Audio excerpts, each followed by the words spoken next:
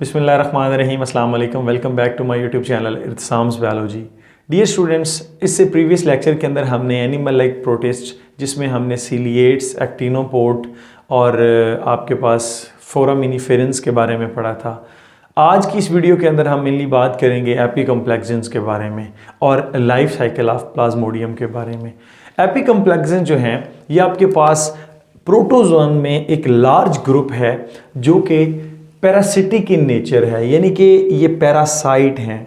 Mostly endoparasite होते हैं। Living organism के सेल्स के अंदर जाएंगे, वहाँ पर अपने लाइफ साइकिल को कंप्लीट करेंगे, मल्टीप्लाई करेंगे और फिर इसी तरह से डिजीज़ आगे आगे ट्रांसफ़र हो जाएगी। और इसमें ह्यूमंस की जो बेस्ट एग्जांपल है, ह्यूमंस में ये मलेरिया काज करता है और इसका काजेटिव एजेंट क्या है डियर स्टूडेंट्स? प्लाज्मोडियम है। उसके लाइफ साइकिल के बारे में भी हमने पढ़ना है। इनके पास कोई लोकोमोटरी ऑर्गन तो मौजूद नहीं होता, बट अगर आप प्लाज्मोडियम स्टेज को देखें तो एग्रीगेट ऑफ सेल है, तो ये फ्लेक्सिंग की मदद से, ठीक है ना, फ्लेक्सिंग के थ्रू जो है ये मूव करते हैं। और उसके बाद इनका मोर देन वन होस्ट होता है, तो एक होस्ट से दूसरे होस्ट में ये जाते हैं, वहाँ पर ये अपने मल्टीप्लिकेशन करते हैं। तो इनकी डिफरेंट स्टेजेस होती हैं। जैसे कि प्लाज्मोडियम की अगर बात की जाए उसके लाइफ साइकिल की, तो आप कहते हैं कि इसमें एक सेक्सुअल फेज़ होगी और एक एसेक्सुअल फेज़ है।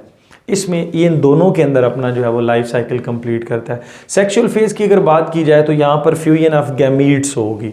मेल स्पर्म्स और फीमेल जो एग हैं वो आपस में फ्यूज़ करेंगे, एक पर्टिकुलर जाइगोट बनेगा।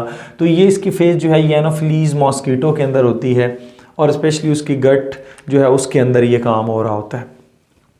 तो इसी तरह से हम कहते हैं कि ये इसकी सेक्सुअल फेज़ इस एनोफिलीज के अंदर कंप्लीट होगी। और जो इसकी एसेक्सुअल फेज़ है वो ह्यूमंस के अंदर होती है और स्पेशली ह्यूमंस में भी लिवर सेल और उसके साथ साथ आरबीसीज यानी कि रेड ब्लड सेल्स के अंदर ये अपनी जो लाइफ साइकिल है उसके एसेक्सुअल फेज़ को कंप्लीट करता है। कैसे होता है इसका लाइफ साइकिल, किस तरह से ये कंप्लीट करता है, किस तरह से ये एक पर्सन से दूसरे पर्सन में डिजीज़ जो है वो काज करता है, उसके लिए हमें ये डायग्राम को जो है वो देखना पड़ेगा। सबसे पहले ये देखें, ये स्किन है। आपको पता है कि जो एनोफिलीज है मॉस्कीटो है, तो ये क्या करेगी, ये एक बंदे को बाइट करती है तो उसको क्या मलेरिया होगा या नहीं होगा, इसके लिए दो शर्तें हैं। अगर तो ये खुद एनोफिलीज इन्फेक्टेड है, इसने पहले से किसी ऐसे बंदे का जो है वो ब्लड सक किया हो जिसको मलेरिया था, जिसके अंदर जो पर्टिकुलर वो मौजूद थे, जिसको आप कहते हैं गैमेटोसाइट्स मौजूद थे उसके ब्लड के अंदर, तो देन इन्फेक्शन होगा। अगर नहीं है तो इन्फेक्शन नहीं होगा। सो फॉर एग्जांपल ये एनोफिलीज जो थी इसने ना पहले किसी इन्फेक्टेड पर्सन को जो था वो बाइट किया हुआ था, तो उस वक्त क्या हुआ, इसकी बॉडी के अंदर, इसकी गट के अंदर, इसके स्लाइवा के अंदर पर्टिकुलर स्पोर्स मौजूद हैं प्लाज्मोडियम के। These are called sporozoites. ये स्पोरोजॉइड क्या करती है, ये एंटीकोगुलेंट के साथ, ये बात याद रखें, इसके पास एंटीकोगुलेंट भी होते हैं जो ब्लड को जमने नहीं देते, उसके साथ ये स्पोरोजॉइड्स को जो है ना ये बॉडी के अंदर भेज देगी। अब ये स्पोरोजॉइड वहाँ स्किन से होते हुए ब्लड के थ्रू, आपको पता है हेपेटिक पोर्टल वेन के थ्रू दोबारा किधर आ जाएंगे, जो है वो आपके पास लिवर के पास आ जाएंगे। ये पर्टिकुलर स्ट्रक्चर किसका है, लिवर का है। तो बाइट कहाँ पर कर रही है, स्किन में, फिर ब्लड के थ्रू वो किधर आ चुके हैं, लिवर के अंदर। अब ये टारगेट करते हैं लिवर सेल्स को। अब सवाल ये पैदा होता है कि लिवर सेल्स को क्यों टारगेट करते हैं, क्योंकि पर्टिकुलर होस्ट यहाँ पर जो है वो मौजूद है, वो पर्टिकुलर रिसेप्टर्स मौजूद हैं जो ये वाले जो स्पोरोजॉइड्स हैं ये इसके ऊपर आके क्या करेंगे, अटैक करेंगे।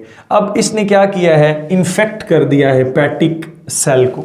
अब हेपेटिक सेल को जब ये इन्फेक्ट करेगा तो ये यहाँ पर मल्टीप्लाई करना शुरू कर देगा। चूंकि एसेक्सुअल फेज है तो यहाँ पर मल्टीपल फिशन होगी, मल्टीपल फिशन, एक से मल्टीपल सेल्स बनेंगे और एक पर्टिकुलर सिचुएशन बन जाएगी, दैट इज कॉल्ड शाइजोंट। इसका मतलब है कि इसके अंदर बहुत ज़्यादा सेल्स जो है वो मल्टीप्लाई कर चुके हैं। फिर एक टाइम आता है कि ये सेल रप्चर कर जाता है। देख लेंगे लिवर का सेल जो है वो रप्चर किया। जब इसने रप्चर किया डियर स्टूडेंट्स, तो क्या होगा, जब ये रप्चर करेगा तो ये सारे के सारे जो हैं particular spores, we call them merozoites, ये मीरोजॉइड्स इसके बाहर आ जाएंगे। अब मीरोजॉइड्स क्या करते हैं, टारगेट करते हैं आरबीसीज को। ये डायरेक्ट स्पोरोजॉइड आरबीसीज को टारगेट नहीं कर सकते, मीरोजॉइड करेंगे। मीरोजॉइड ये आपको जो है ना ये आरबीसीज नजर आ रहे हैं, आरबीसीज को टारगेट करेंगे डियर स्टूडेंट्स, और इसमें ये एक रिंग लाइक स्ट्रक्चर बनाएंगे। ये एक फेज होती है, रिंग फेज, क्योंकि इस फेज से आगे फिर दो जगहों पे जो है ना ये साइकिल ने जाना होता है। एक इस रिंग फेस इसने दोबारा से ये शाइजोंट पर्टिकुलर स्ट्रक्चर बना देना है, एक बाल ऑफ जो है वो सेल्स उसका बना देना है, और फिर इसी तरह से ये सेल रप्चर कर जाएगा तो और अगेन से मीरोजॉइड्स बनने जाएंगे। ये इस तरह से ये आरबीसीज को ख़त्म करना शुरू कर देगा। लिवर भी इफेक्टेड है और आरबीसीज भी ख़त्म हो रहे हैं, ये देख लें बर्स्ट कर गया आरबीसी। इसी तरह से ये रिंग बनाएगा, फिर ये स्टेज, फिर ये रप्चर करके बाहर, फिर नए आरबीसी को, इस तरह से ये साइकिल तो यहाँ पे रन करता रहेगा। लेकिन इनमें से कुछ सेल, ये जो रिंग स्टेज होगी, इसमें से कुछ सेल जो हैं वो गैमेटोसाइट्स बना देंगे। ये आपके पास फीमेल गैमेटोसाइट बनाएगा, ये मेल गैमेटोसाइट बनाएगा। अब ये हमारे ब्लड के अंदर, ह्यूमन ब्लड के अंदर मौजूद होते हैं। तो एनोफिलीज, अब ये इन्फेक्टेड पर्सन था, एनोफिलीज जो है इस इन्फेक्टेड पर्सन के ब्लड को जब सक करेगी तो इसकी गट के अंदर ये मेल गैमेटोसाइट, ये फीमेल गैमेटोसाइट, ये दोनों पर्टिकुलर जो है वो टाइम के लिए डेवलपमेंट उनकी होगी, उनके अंदर चेंजेस आएंगे और वो आपस में फ्यूज़ करेंगे। वो एग की फॉर्मेशन में कन्वर्ट होगा, दूसरा स्पर्म प्रोड्यूस करेगा और एग और स्पर्म आपस में मिलके क्या बना देंगे, जाइगोट बना देंगे। ये जाइगोट डियर स्टूडेंट्स फिर फर्दर डिवाइड होकर एनोफिलीज में स्पोरोजाइट्स बना देगा। ये इस तरह से ये फिर स्पोरोजाइट, देन पूरे का पूरा साइकिल जो है वो रिपीट हो जाएगा। इस तरह से जो प्लाज्मोडियम है वो एक पर्सन के अंदर जो है वो डिजीज़ काज करता है by the help of a vector that is called anopheles mosquito. और ह्यूमंस जो हैं यहाँ पर आपके पास जो है वो एक सेकेंडरी होस्ट के तौर पर जो है वो काम कर रहे होते हैं।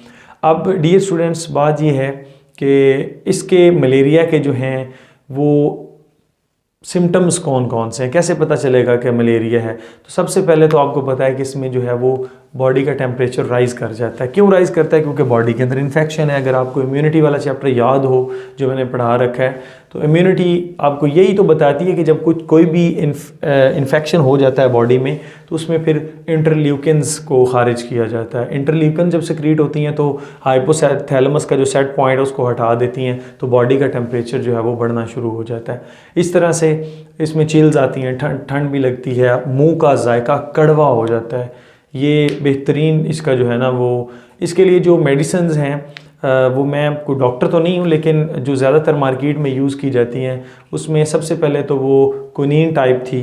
इस तरह से फिर आजकल आर्टीमेथर चल रही है, और इसका जो देसी इलाज है वो कहा जाता है कि अगर आपको मलेरिया हो जाए तो आप मिठे ज़्यादा से ज़्यादा जो है ना वो उनको चूसे।